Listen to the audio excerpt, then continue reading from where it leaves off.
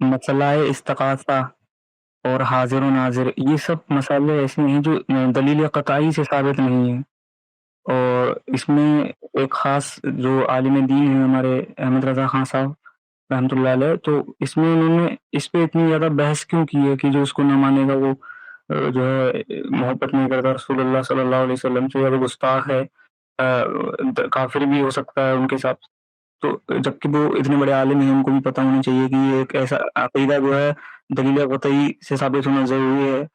تو اس کا انہوں نے کیوں یہ اطلاق کیا؟ جی، اس پر میرا ایک بڑا تفصیلی مضمون ہے، آپ اس کو دیکھیے گا انشاءاللہ، یہ لنک وغیرہ اس کو آپ کو دے دیں گے کہ بر صغیر کے اندر امام احمد رضا خان بریلی علیہ رحمہ کا جو منہاج سامنے آیا، اور اس منہاج کو اگر کوئی نام دیا جائے تو وہ یہی ہوگا کہ یہ منہاج عقیدت ہے۔ یعنی ہماری امت میں مختلف علمی منہاج رائج ہیں، جیسے سلفی منہاج ہے، صوفی منہاج ہے، فقی منہاج ہے، تو ایک منہاج عقیدت ہے جو یہاں پر پیدا ہوا ہے۔ اب یہ منہاج عقیدت کس پس منظر میں پیدا ہوا ہے، اس کے داخلی محرکات کیا تھے، یہ تو جاننے کی ہمارے پاس کوئی صورت نہیں ہے، لیکن جس وقت آپ اس کو تاریخ کے اندر دیکھتے ہیں تو ہندوستان کی سرزمین میں جس طرح کا تقدس دیوی دیوتاؤں کو حاصل ہے، اور جو میتھولوجی یہاں پر بن چکی ہے خدا کے مظاہر کے باب میں، یعنی یہاں پر بت پرستی بھی ہے، خدا کوئی محض تصور نہیں ہے بلکہ خدا ایک مجسم حقیقت بن کے سامنے آ چکا ہے۔ تو اس خطے کے اندر یہ ایک، آپ جس کو کہیں کہ لوگوں کی نفسیاتی ضرورت اور تقاضا تھا کہ جس میں آپ نے کسی ایک مرجع کشش کو ڈھونڈنا ہے اور لوگوں کو اس سے جوڑنا ہے۔ تو اس پس منظر میں ہمارے ہاں جو علوم کی بحثیں ہیں، منطقی بحثیں ہیں، اور اس میں پیغمبر صلی اللہ علیہ وسلم کی شخصیت اور ذات کے حوالے سے بحثیں ہیں، اس سے کچھ ناگزیر عقلی نتائج برآمد کیے گئے۔ مثال کے طور پہ احمد رضا خان بریلی صاحب کے ہاں بڑا مشہور مارکۃ الآراء مسئلہ ہے امتناع نظیر کا۔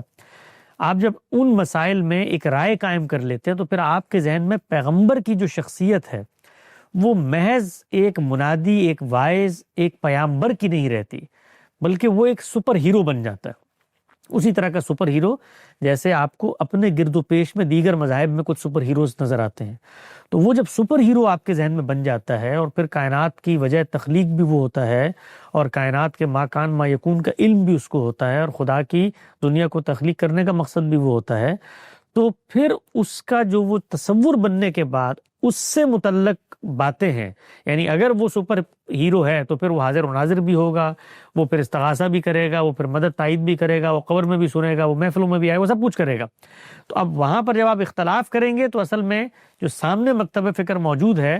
وہ اس کے ہاں جو تصویر بنی ہوئی ہے اس سپر ہیرو کی وہ پھر ٹوٹتی ہے، تو وہ پھر اس پر رد عمل کا اظہار کرتے ہیں کہ یہ تو آپ نے پیغمبر کی گویا توہین کر دیا، حالانکہ پیغمبر کی توہین کا اس میں کوئی سوال ہی نہیں ہے۔ یعنی اصل چیز یہ ہے کہ پیغمبر کا جو نقشہ آپ بناتے ہیں وہ نقشہ آپ گھر میں بیٹھ کے نہیں بنا سکتے، وہ نقشہ تو قرآن مجید کے 4 کارنرز میں بنے گا۔ قرآن یہ بتاتا ہے کہ بھائی اس کو جو غیب کی باتیں بھی ہوتی ہیں وہ ہم دیتے ہیں، قرآن یہ بتاتا ہے کہ شفاعت کا حق بھی ہوگا تو ہم دیں گے، قرآن یہ بتاتا ہے کہ یہ کہیں حاضر ہوتا ہے تو ہم کرتے ہیں، غائب ہوتا تو ہم کرتے ہیں، تو اس میں پیغمبر کی وہ حیثیت جو لوگوں نے بنا لی قرآن مجید کی نظر میں ہے ہی نہیں۔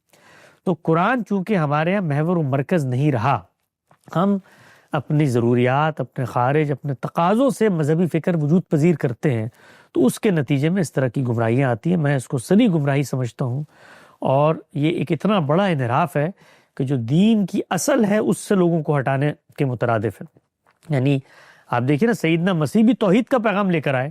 اور ان کی ظالم قوم نے اسی پیغمبر کو جو توحید خالص کا پیغام لے کر کھڑا خدا کا بیٹا قرار دے کے شرک کر لیا۔ اور یہ رسول اللہ صلی اللہ علیہ وسلم جو پیغام یہ لے کر آئے ہیں